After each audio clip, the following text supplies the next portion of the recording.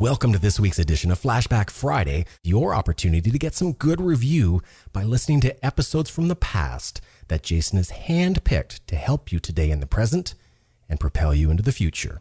Enjoy. This show is produced by the Hartman Media Company. For more information and links to all our great podcasts, visit hartmanmedia.com. Speakers, publishers, consultants, coaches, and info marketers unite. The Speaking of Wealth Show is your roadmap to success and significance. Learn the latest tools, technologies, and tactics to get more bookings, sell more products, and attract more clients. If you're looking to increase your direct response sales, create a big-time personal brand, and become the go-to guru, the Speaking of Wealth Show is for you. Here's your host, Jason Hartman.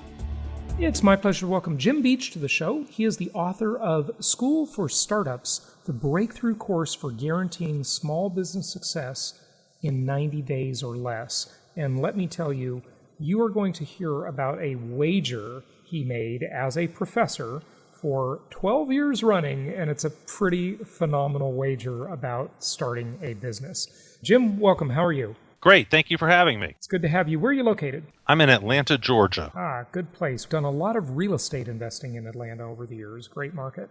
First of all, where do you teach? Are you a professor currently or in the past? That was in the past. I taught at Georgia State University, which is Atlanta's big downtown university. Okay, great. How did this wager you're going to tell us about come about? Well, I had just sold a business with 700 employees that I had started, and so I guess my ego was a little bit big, and I was telling the students that, this entrepreneurship stuff can be pretty easy if you follow a certain set of rules, and they were like, no, Jim, it's really hard. And I was like, no, class, it can be pretty easy.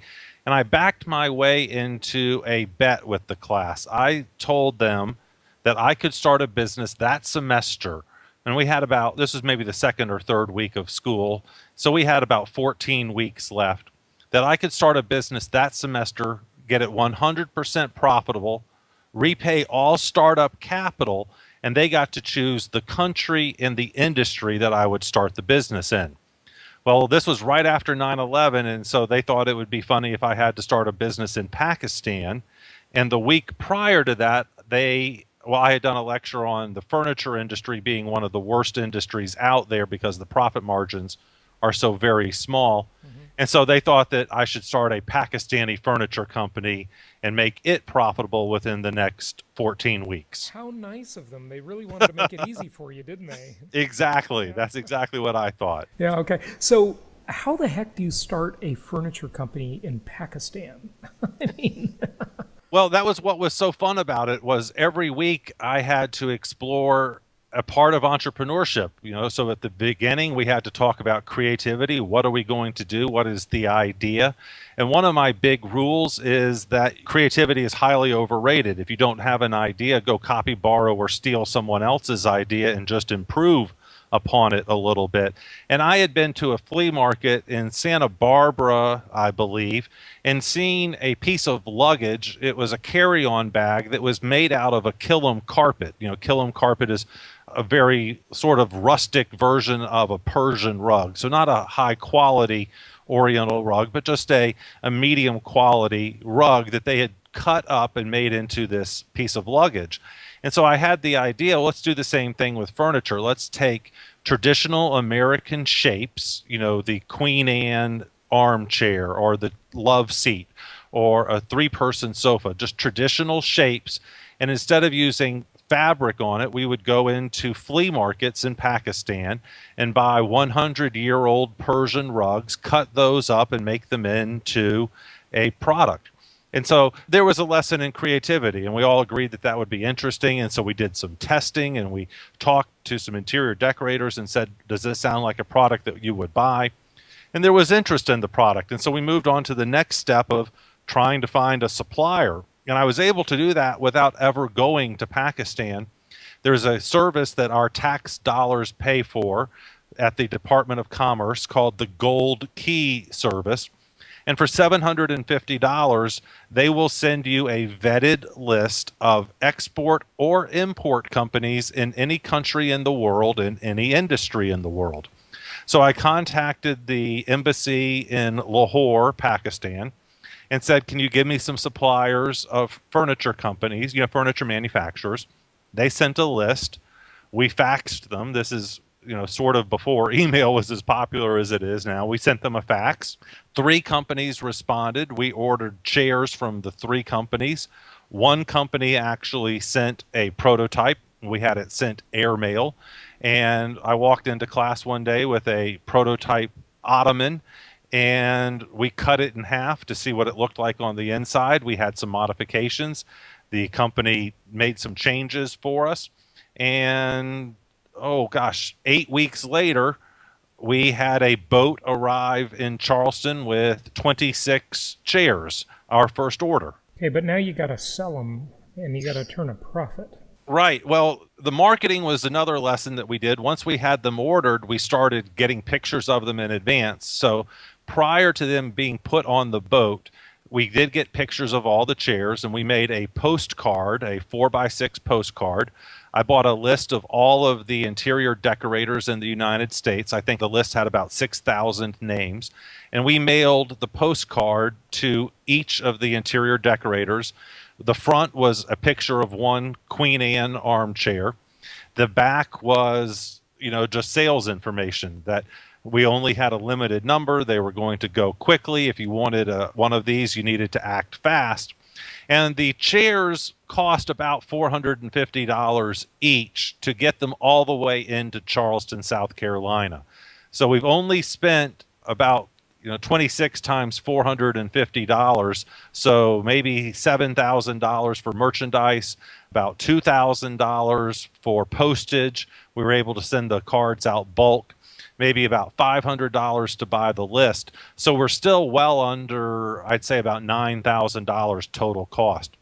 The chairs, on the other hand, we were able to retail them for anywhere from $2,600 to $3,000 each, because they were totally unique. Each chair was a work of art. Each chair was 100-year-old fabric. We also had mahogany interiors, which is a very expensive, very heavy wood, but a wood that's going to last for a long time. And so we gave a lifetime warranty on the product. And the trick was we only had to sell about 3 or 4 chairs to break even. And we were able to do that actually very quickly. The response was overwhelming. Many people that you may have known of bought chairs. Ritz-Carlton hotel chain bought, I think, 5 for their Aspen location. They put them next to a dry stacked stone fireplace and a leather distressed sofa. It looked absolutely beautiful. They bought them through the interior designer channel, right? Yeah, so all of our sales at the beginning were through the interior decorator channels. And the interior decorator would contact us, and we would, we built a website that had all of the various chairs on it, and they would tell us which one they wanted, and we would send it to them. So it was actually a pretty easy business. The real trick was that we limited our risk from the beginning. We didn't spend that much money to get started. We had very good margins, huge markup, and we're able to test the product in advance and make sure that there was actually some interest in it. I believe strongly in finding out if customers are going to like it before you manufacture it or build the software or whatever. So we really reduced our risk substantially before we even started. Okay, so tell us the whole venture. How much money do you make on it? Well, it lasted for about 3 more years after that. Eventually, the factory was destroyed in a very bad earthquake in that part of Pakistan, in Lahore, that killed 70,000 people. Oh my God. And that was the end of a drone strike or something. No, it was an earthquake. Wow. And that ended the business. And we actually never heard from our contact Oh my God, there that's again. awful. So we assumed the worst. Yeah, that's- But over the time, we've probably sold 200, 250 chairs. We also sold ottomans. We also sold luggage, pillows, shams, that kind of thing as well. So the business did very well over the course of the life cycle of the business. Very interesting. Congratulations. I applaud you. That's fantastic. What are some of the things that you teach in the School of Startups? You know, you talk about the myth of entrepreneurship, or the myths, I should say, plural, how to bootstrap a business, where to find great ideas, et cetera, et cetera. Just take it where you want. Well, our thesis is that entrepreneurship is not about creativity, risk, or passion. We believe that this myth that you have to be creative, that you have to be a big risk taker, that you have to be passionate about what you do is preventing people from fulfilling their dreams. 72% of Americans secretly wish they were an entrepreneur, and maybe 11% are. And so we have 60-something% of America that would love to be an entrepreneur, but they're sitting on the sofa. And I think they're sitting on the sofa because they don't have an idea. They're afraid to take a bunch of risk. They think it's going to force them to double mortgage their house. And they keep hearing that you have to do something that you're passionate about. Well, we try to eliminate all three of those myths. You know, if you don't have an idea, copy, borrow, or steal someone else's idea. And I say that a little bit facetiously, but not too much. Of course, I'm not telling anyone to break any trademarks or patents or anything like that. But there's nothing wrong with going on Google and typing in free business ideas. You'll find thousands of websites that give away business ideas. Creativity is not the roadblock that people think it is. There are thousands of problems that need solving, and we believe that entrepreneurship is solving problems for a profit. And so if you have a problem, well, then you qualify to be an entrepreneur. If you know someone with a problem, then you qualify to be an entrepreneur. So we try to eliminate creativity as one of the hang-ups that people have. And then we move on to risk and say, you know, you're not going to be allowed to start a business for over $5,000. You know, that's a week vacation for most middle America. And if it takes you more than $5,000 to start a business, you should probably do something else. Figure out how to start the business for $5,000. Well, people come back and say, well, that can't be done. Well, I'm afraid I can give you an example in any industry, anything you want to do. I can find someone who did just that. You know, my cousin wanted to start a high-end bar and restaurant. You know, so many men love the idea of having a bar or a restaurant. But he only had I'm curious, why do you say that? So many men.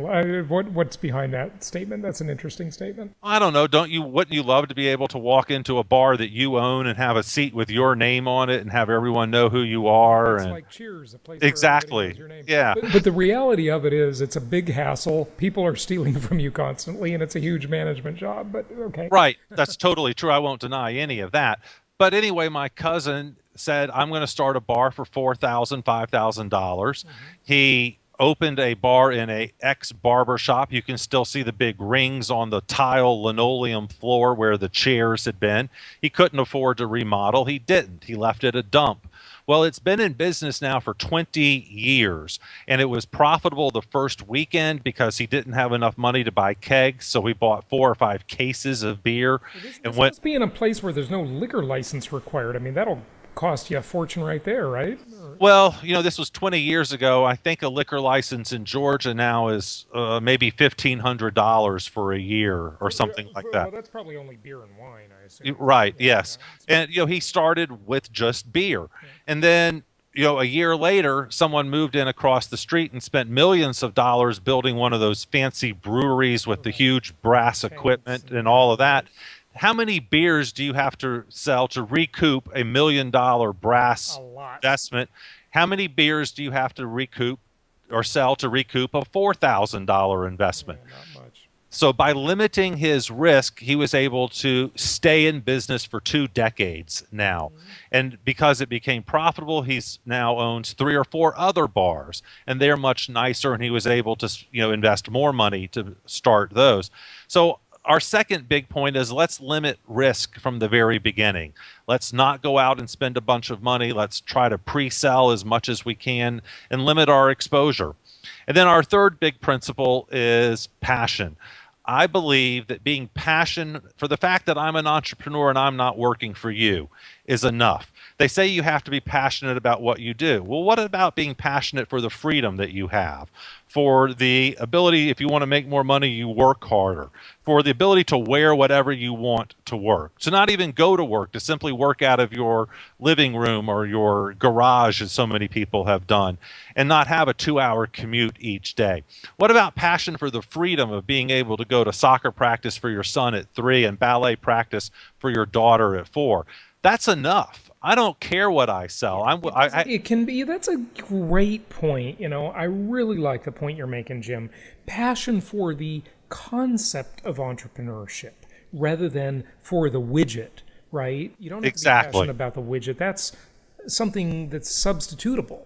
Right. So the second semester that I did this bet, I was asked by my students to start a purse and accessories company out of Argentina. And I promise you that I have no interest in purses. I'm not a clothes type person. I buy clothes once every 10 years. And so it wasn't something that interested me.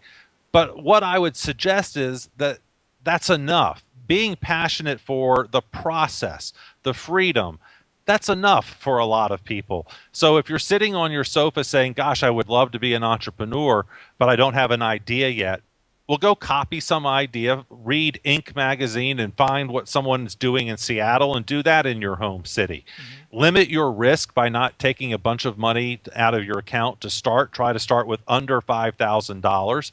And don't worry about passion. You can be passionate about how cool your lifestyle is. That's enough. And so that's what we try to teach at School for Startups. And then we look at every single aspect of entrepreneurship: HR, finance, raising money, angel investing, Pinterest marketing, Twitter, how to hire employees, through this spectrum of low-risk entrepreneurship. Mm-hmm. The idea that an entrepreneur doesn't have to be a creative genius like Steve Jobs, doesn't have to start with $1 million, and can be passionate about their family more than they're passionate about their business. If that's the case, what do you do first? If that's the case, what kind of marketing do you do? Mm-hmm. So we take everything that you need to know as an entrepreneur: how to raise money, how to get VC funding, how to advertise on Facebook, but look at it through our unique spectrum of low-risk entrepreneurship. Okay, so you mentioned Inc. magazine. Was that a recommendation? Do you think that entrepreneurs should be reading Inc.?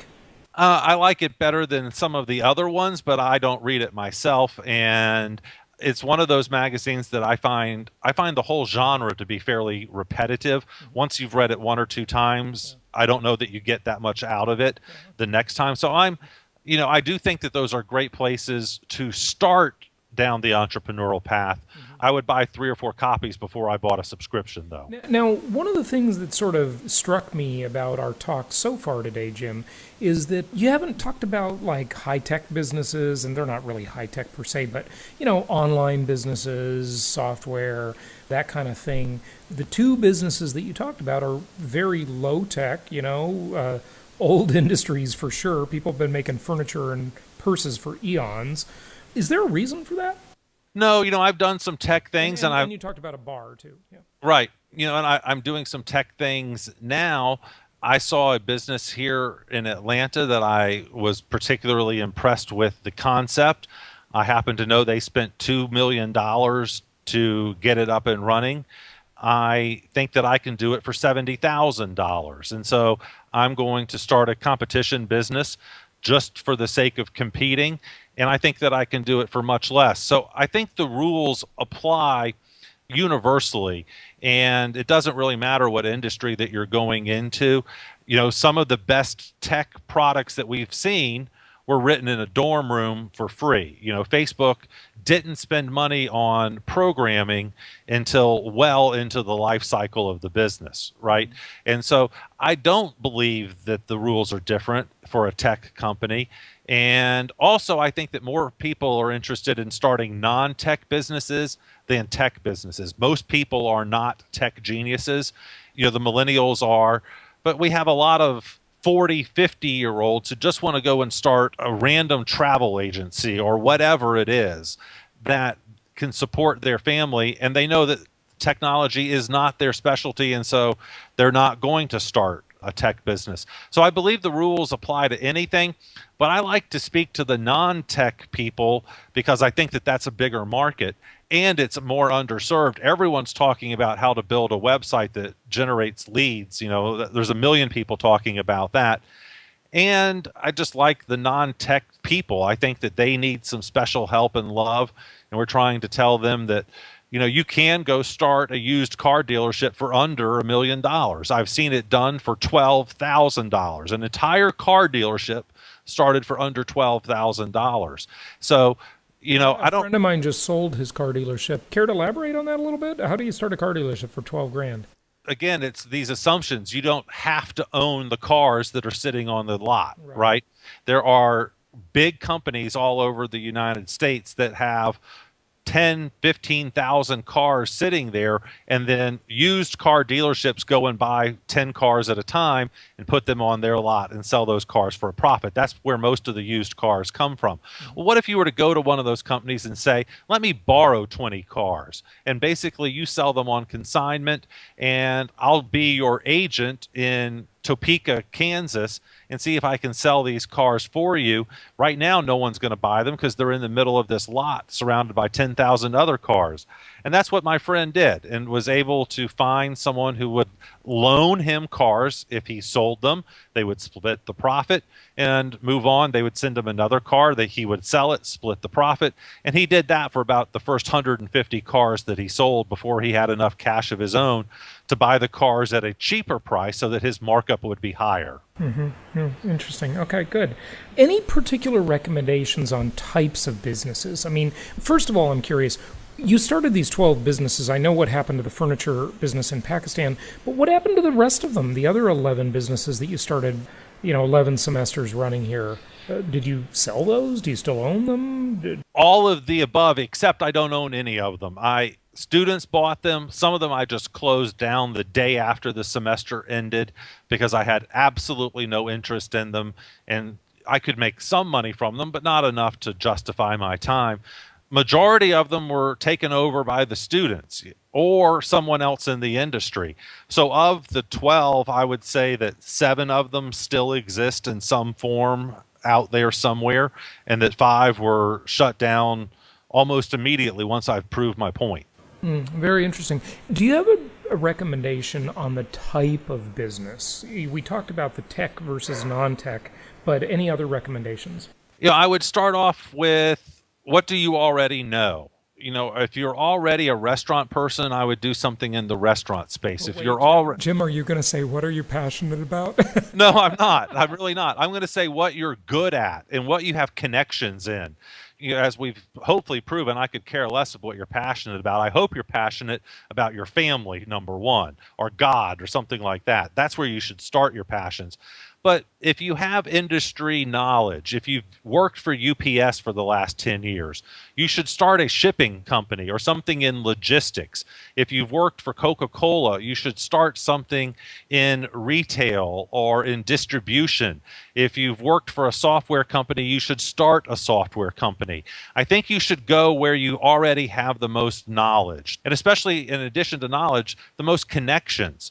You will always find that your connections are what's going to drive sales, drive opportunities for you. And so many times we say, gosh, my boss is a moron. I could do this business so much better. Then go do that business. Do the exact business that you're in right now. If you have a job and you work for a moron, compete with the moron. That's where I would start. I think that the best place to start is where you have the most knowledge, the longest career, and the most resume hit points. So whatever you've been doing for the last 10 years is what you should start with in your investigations of entrepreneurship. My very first business, we haven't talked about this at all, was summer camps. I started the world's largest summer camp company. We ended up with 89 summer camps in the United States at locations like Stanford, MIT, Georgetown, UCLA. Was that an adult summer camp?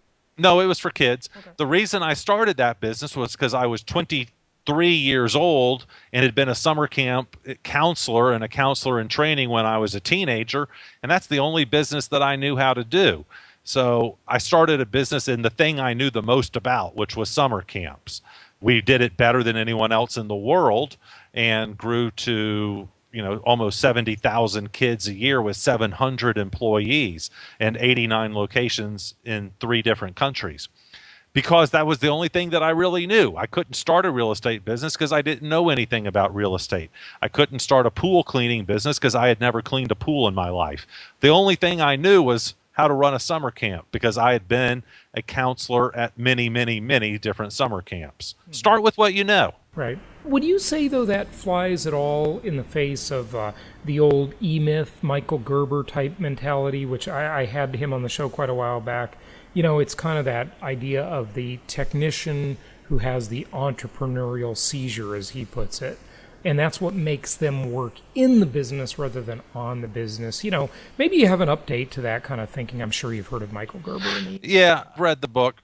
I think that for the tech people, that many times they're better off going on founderdating.com or something like this and finding someone else's problem to solve and going out and looking for a co-founder, someone that they can team up with and that the two of them can solve a great problem together. Tell us about founder dating. Is that like a startup weekend concept? I think it's like Match.com for entrepreneurs is my understanding. You go on and say, I am, a marketing genius. I'm looking for a business. I'm looking for a co-founder. And then you hit on each other.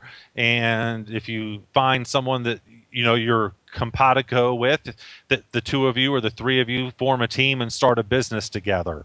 So I think it's a great place for people to go who have an idea and need help. If I wanted to build a company right now and I was not a programmer, and I'm not a programmer, I would go on there and find a CTO who was willing to work for free to build the first prototype of my software, again, reducing my risk because I'm only going to spend $5,000, but go on there and say, hey, I'm looking for someone that will spend 100 hours building a prototype of this product, and in return, they get 20% of my business. And you'll find people like that. And so I love the idea, if you are a tech person, going out and finding the marketing genius that you need, or going out and finding a problem solver, someone who sees problems everywhere in the real estate industry. For example, I think there's huge opportunities as the real estate industry changes for the independent real estate sector. There needs to be a great website that provides the independent real estate agent all of the same services that Berkshire Hathaway provides. I'm not a real estate person, but I still see that problem. So I should find a technical guy and then a real estate genius, and the three of us should start a business that solves that particular problem. And so I do believe in the technology lightning bolt. I do believe in all of that, but I think that technology is not where you start. You start with the problem and find a problem to solve. And anyone who has a problem or has a friend that knows of a problem, or anyone who's ever heard of a problem, is qualified to be an entrepreneur, because entrepreneurship is about solving problems. And people will gladly pay you if you make their problems go away. So, that's where I like to start. I like to start with the problem and then go find the team to implement a solution to that problem. Yeah, very good. Good stuff. You got some good advice. Give out your website. Tell people where they can find out more, of course. School for, F-O-R, startups.com. School for Startups. Excellent. Any other things I didn't ask you? Anything you just want the listeners to know? Risk is bad. People think that you have to be a risk taker to be an entrepreneur. I've already made this point, but the next step in that is that cash flow is king. And you need to pay more attention to cash flow than I think people do. You need to understand how you're going to pay salary 6 months from now. I hate the idea of hiring someone not knowing how I'm going to pay them 4 months from now. I think entrepreneurs should give more equity away to co-founders than they do to investors. Don't go out there looking for investors. Go out there looking for co-founders and give them 10% of the business and make them work for free on the side. I also say don't quit your day job. If you've got a day job, I want you to start smoking cigarettes. And I say this very facetiously, but I hope you do. What I want you to do, though, is to take a 15-minute break 3 or 4 times a day and go outside and pretend to smoke a cigarette. And what you're really doing is getting on the phone and talking to your co-founders or getting on the phone and talking to a potential customer. But I love security. I love having health benefits. And if you have a job and health benefits now, go ahead and keep that job and wait until they fire you because they figured out that you're busy and loving something else on the side. Very good. Good stuff. Good stuff. Jim Beach, thank you so much for joining us. This was an enlightening discussion. One additional resource I want to give to the listeners, and maybe to you if you're not familiar with it, a book and a methodology called Slicing Pie. I had Mike Moyer, the author, on the show. He's got a few other books too, and it's a good way to finally gave an outline, a framework for splitting up the pie and the equity. You talked about not focusing on finding investors, but finding co-founders and people that can add resources, and it deals with that. And there's some good stuff out there. Are you familiar with that by any chance? I have not read that book. I'm not familiar with that, but I will pick it up this weekend. Yeah, it's pretty interesting. See, I cross-sell my authors' books on the show.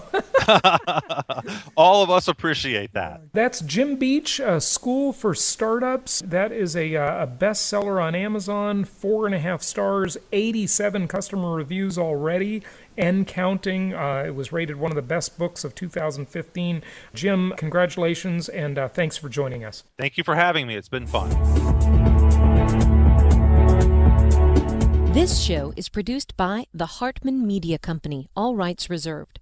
For distribution or publication rights and media interviews, please visit www.hartmanmedia.com or email media@hartmanmedia.com. Nothing on this show should be considered specific personal or professional advice. Please consult an appropriate tax, legal, real estate, or business professional for individualized advice. Opinions of guests are their own, and the host is acting on behalf of Platinum Properties Investor Network, Inc. exclusively.